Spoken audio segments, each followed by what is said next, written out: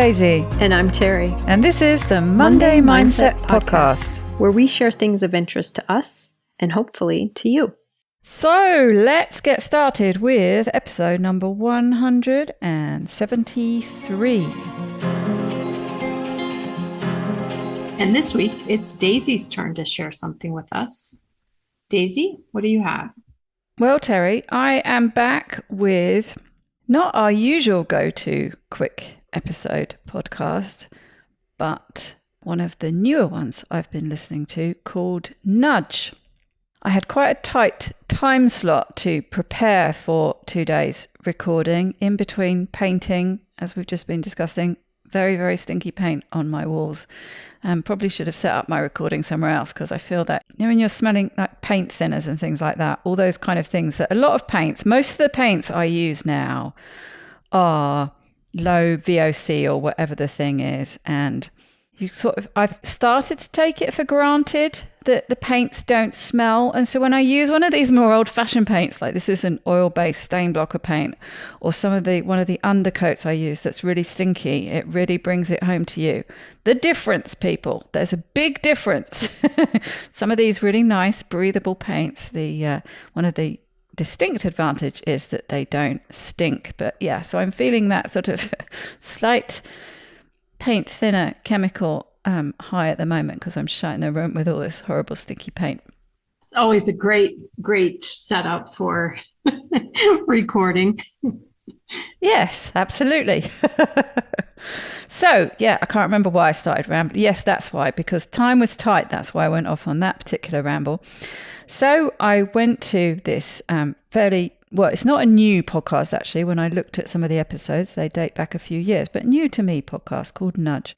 And the host is called Phil Agnew. And it is kind of businessy, entrepreneurial, but as is quite often the case with these things, one, I think it's actually quite an interesting, different angle to come from. You share some podcasts quite often that are coming from this sort of perspective. And you know, more often than not, they're things that we can apply in our everyday lives. But also it's just good, isn't it, to come from a different angle sometimes. So the guest he had on this particular episode, which is called 5 Highly Effective Negotiation Tactics. And of course, again, that straight away brings to mind businessy things, but to me it also brought to mind things like maybe negotiating with small children, or negotiating a pay rise, or negotiating, that's businessy, I suppose. You know what I mean. Negotiate. There are all sorts of things we have to negotiate, aren't there, in our day-to-day lives. So I thought, well, perhaps there'll be some handy tips for this. And although it's very forcefully says 5, I could only find 4. Even when he did his roundup at the end, there only seemed to be 4. So I'm not quite sure where the elusive 5th one was. So really it's 4 highly effective negotiation tactics. And the guest is a New York Times bestselling author called Steve Martin, and his book is called The Small Big. I guess if you use the 4 highly effective ones well enough, you don't need a 5th strategy. Or perhaps that was their reasoning. So the first one, precision, especially when it comes to numbers. Specifying a precise number will more often than not give you the advantage when trying to negotiate.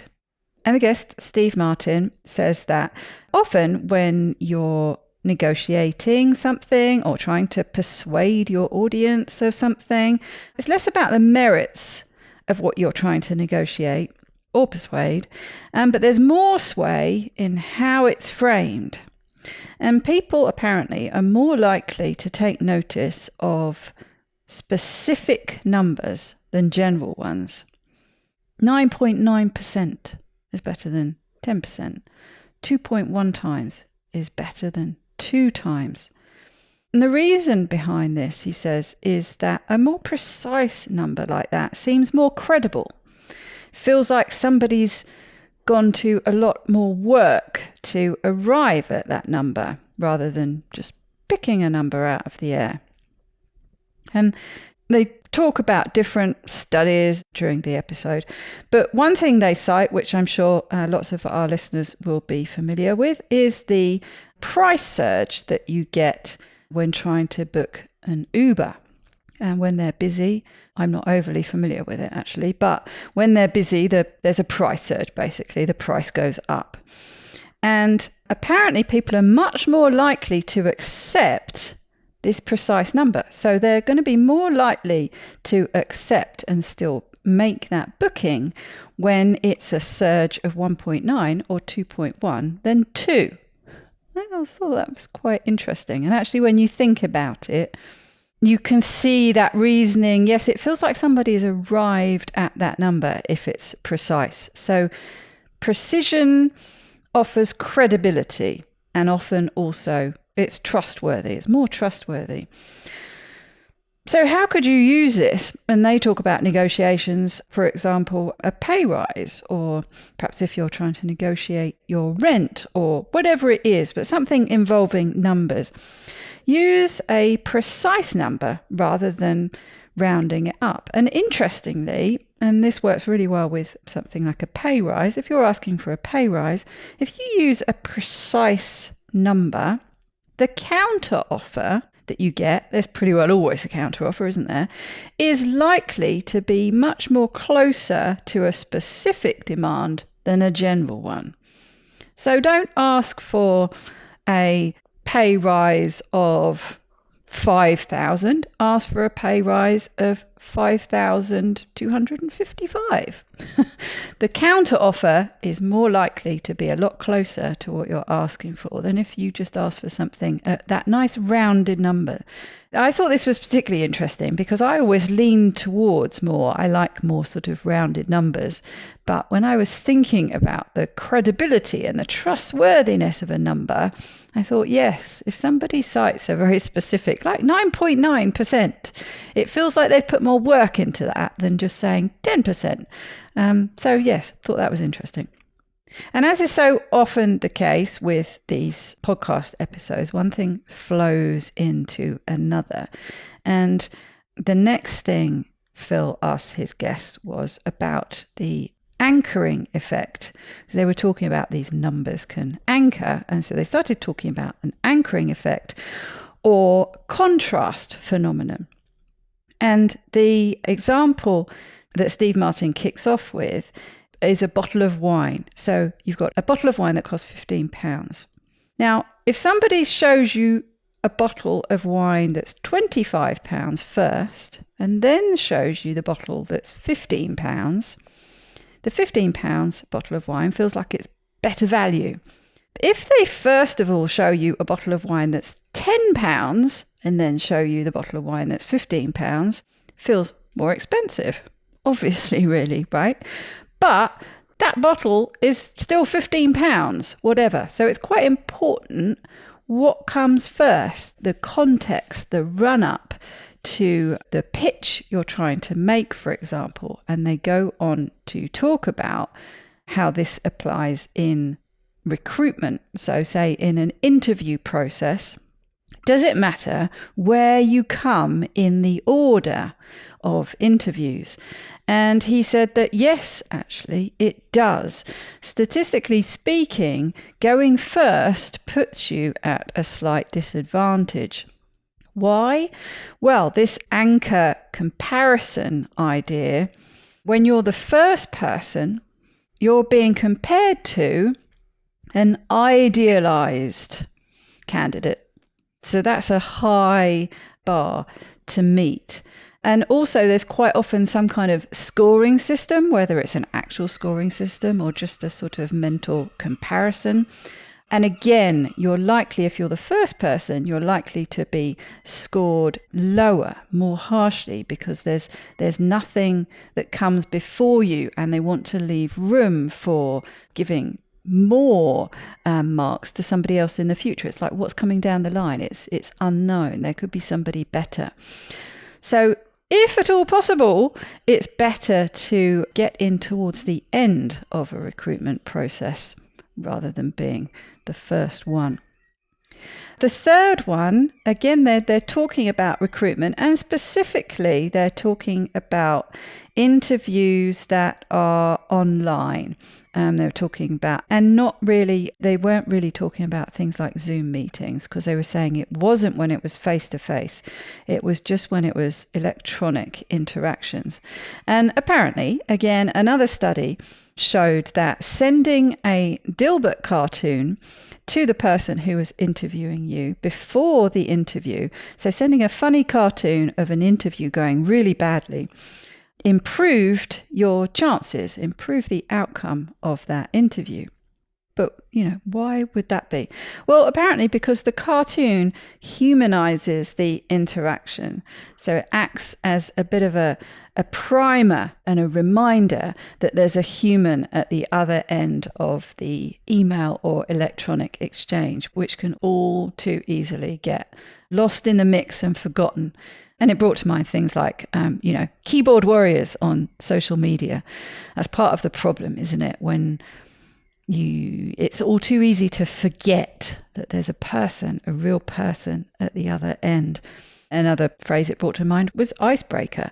So it's just, especially when a lot of it's electronic, doing something at the outset that just signals that human element can help you achieve the outcome that you're looking for. So interesting, because that one feels so risky to me. Yeah. Like, are these people going to find this unprofessional of me? Are they going to think I'm not taking this seriously? Versus, I hope this humanizes me. That's an interesting strategy. Yes, especially of a cartoon specifically with an interview and going badly. But yes, I suppose it would depend a little bit on the sense of humour at the other end. But I could see how it did have this anchoring you, reminding them, there's a real person at the other end and not just a number especially when it's electronic and they're not seeing you. If they've got a list of 100 forms that they've got to go through, it would be a good way of just reminding them that you're a human being at the other end. Mm-hmm. And the last one is the rule of reciprocation. People tend to return favors. You give something, people tend to respond. And of course, this is something we're taught from in childhood. It's rude to take something without giving something back. So if you're trying to influence others, it's not about who can help me, but more along the lines of whose goals can I help? And the person who gives first tends to hold the persuasive power.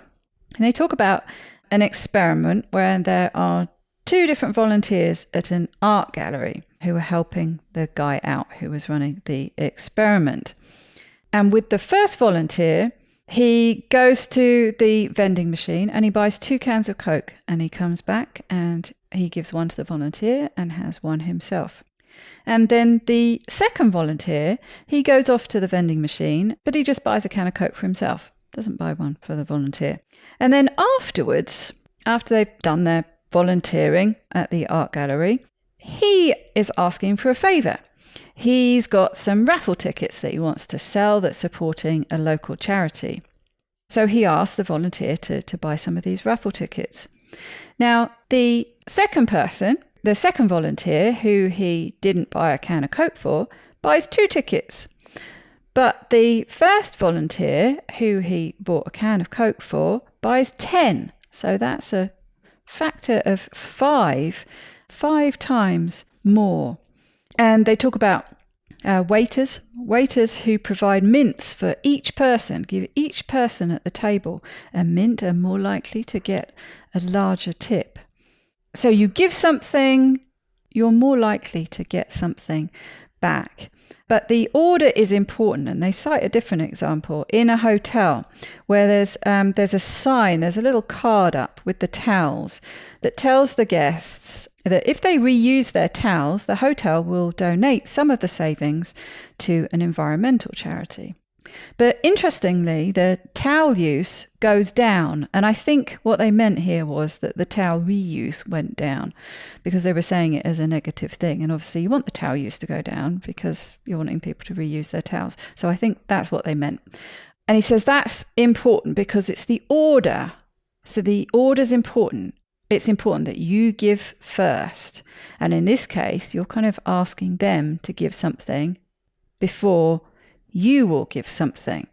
So a rewording on that card to say, asking the same thing, please reuse your towels. Some of this money will go to an environmental charity. This is how much we gave the charity last year. Then the guests are much more likely to reuse their towels. So the order of reciprocity is important. So that's it. Those are the 4 things. If you're wanting to impact a negotiation favourably in your favour, you could think about offering gifts of some kind, humanise the interaction, especially if it's an electronic exchange, use anchors to influence the outcome, and if appropriate, be precise with your numbers. So as you can see, it works very well in this episode for things like recruitment and those kind of negotiations. But I could see how you could roll that out into some other more everyday things and use some of these little tweaks to your advantage. I thought especially the precise numbers, I could see that being useful for, pocket money negotiations or anything. It's just, if it sounds like there's some thought gone into it, you've arrived at a number, or you've arrived at, maybe it's not a number, maybe it's a precise, maybe it's a, time someone's got to come home, or a reasoning for something, or whatever it is. If it feels like there's some thought that's gone into it, that you've arrived at that outcome, it's not an arbitrary outcome, that you've arrived at that with thought and consideration and reasoning, the person you're trying to negotiate with is probably more likely to go for it, or their counter offer is more likely to be closer to where you want it to be. I think that's the piece of that one that's so interesting to me. And I guess this is probably true of making an offer on a house as well. That if it always surprises me when things end in, $499 or $485 or something like that. Why don't they just round that up? But I think it kind of narrows the gap of the people offering the counter offer. You gave this precise number, so they're going to want to come under it, but they're going to come under it just close to, or if it's a counter offer of what you'll accept, it will be a little bit over, because everyone's goal is to save a little bit from that point of reference. And I think that would probably be the thing with a counter offer. That would be the thing if you were making an offer on a house and you're not offering the full asking price, but instead of, taking off whatever it is, 2,000, 5,000, 10,000, it's a more precise number. You ask for 1,250 off rather than 1,000, or, 5,150, because it sounds like you've worked it out. You've gone off and you've worked out the repayments, and you've worked out this is the maximum we can go to. We've plugged it into a mortgage calculator or whatever it is, and this is what it's chucked out. So it feels more like, rather than we're just starting negotiations here, it's like, no, we've sat down and we've thought about this and we've worked it out, and this is what we can do. Absolutely. I think the reciprocity example is really interesting.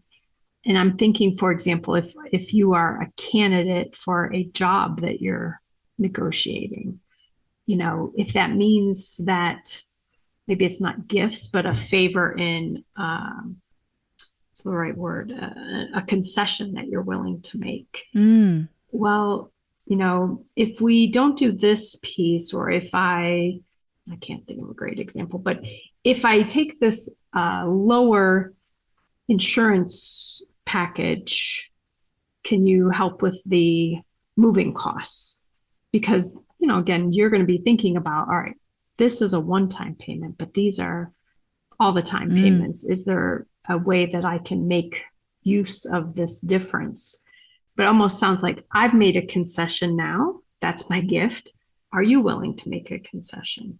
Yeah, and people usually are, aren't they? If someone has given you something, I mean, we've had conversations about this before, and I think it is a fine line with content creators where they're giving some of their content for free. How much do you give for free? How much do you benefit others before you're getting some benefit back yourself? It is always a fine line, but I think we have this inbuilt need to want to return a favor, I think. If somebody, I do think there needs to be an authenticity note here, though, because when it's very obvious that somebody is offering you a gift because they want something back, I don't think it works, or it certainly doesn't work as well.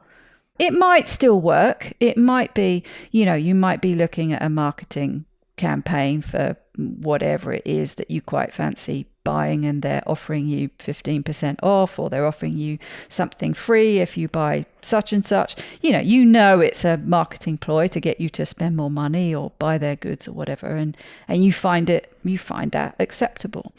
But I think the more personal the interaction is, if you get a sense that somebody's only offering you something because they want something back from you, it loses its effectiveness. Absolutely. It's interesting, as you were talking, I was thinking of an old example when I was a teacher. There were a couple of meetings during the year where it was going to come down to who was going to get what schedule and get to teach which classes next year. And of course, there were certain classes that were more desirable and certain classes that were less desirable to have in your schedule. And I remember one of the teachers came to our meeting with coffee or something for everyone. And for some people, it probably worked. Like they were more generous in what they were willing to, bargain with her. Whereas for some of us, it was like, oh my God, I can't believe it. That's kissing up. Let's just do this thing. So I think you're right. There are definitely ways that offering something, whether it's a concession or a gift or something, starts to feel like a bribe or starts to feel like just kissing up. And that's probably not going to work as well. I thought that was a good example, though, with the going off and buying 2 cans of Coke, because it probably wouldn't have rung true just going off and buying and giving them one, but it was going off, I fancy a drink, and naturally I'd get you one too. But the difference, you can imagine how you'd feel as that volunteer if they'd gone off and just got themselves one and not got you one. You're not going to feel very like buying any of those raffle tickets when they ask for it at the end. You're going to buy the sort of minimum you can get away with the guilt trip factor. Mm-hmm. I can imagine it would have been, rather than being a bit more generous with your return favor.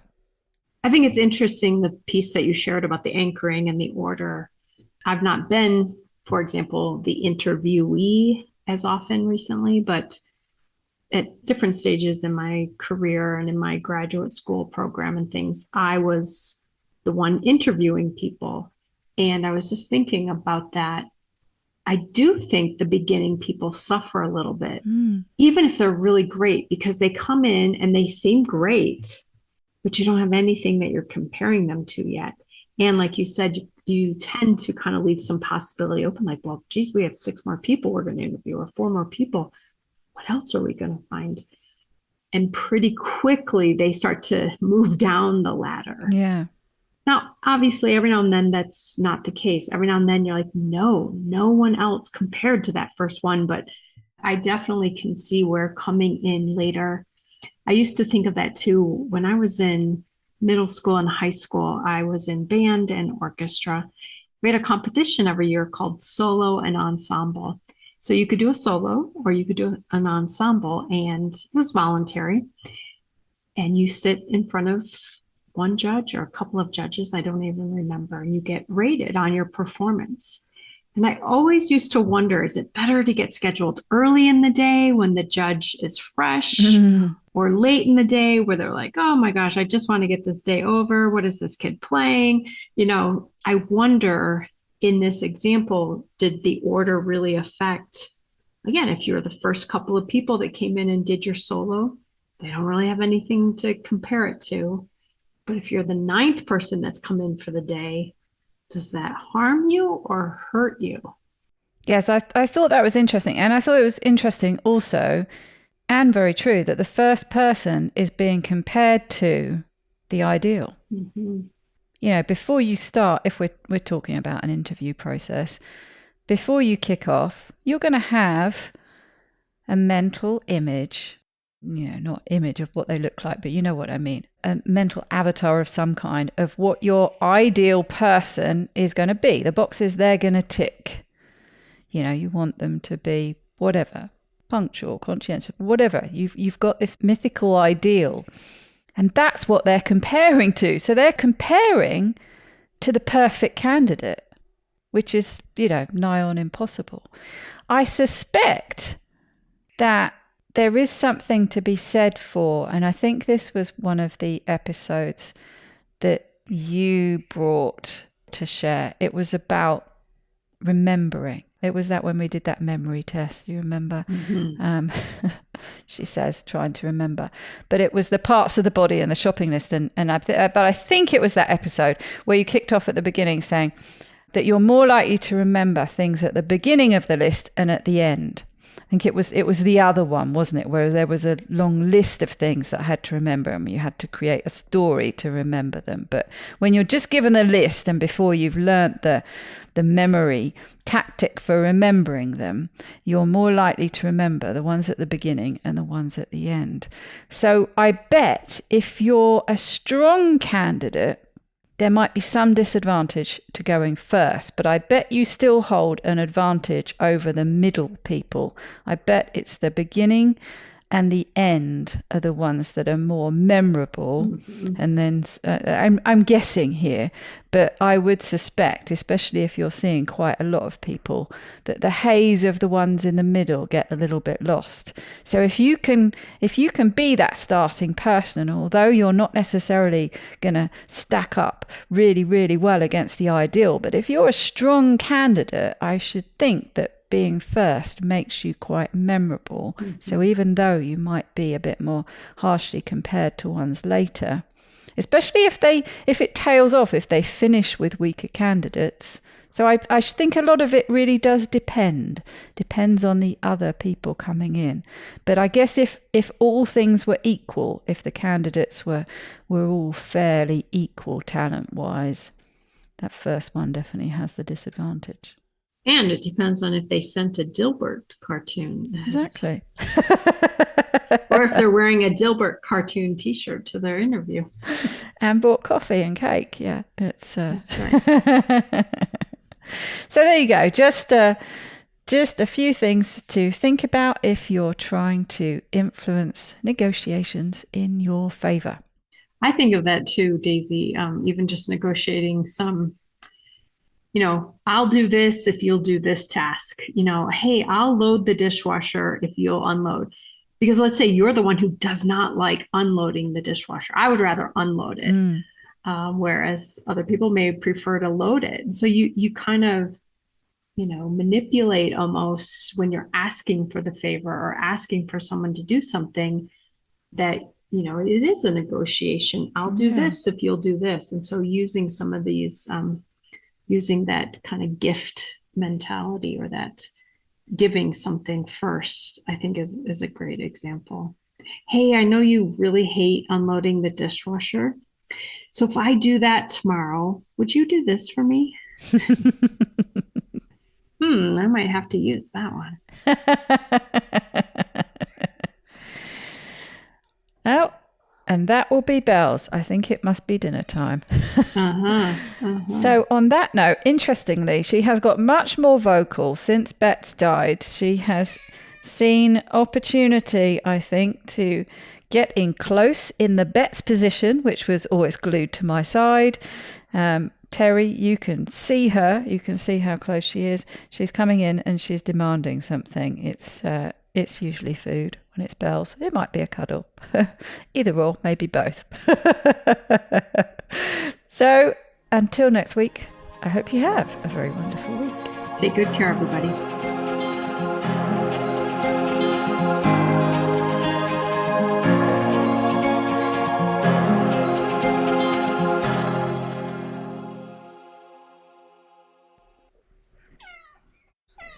All right.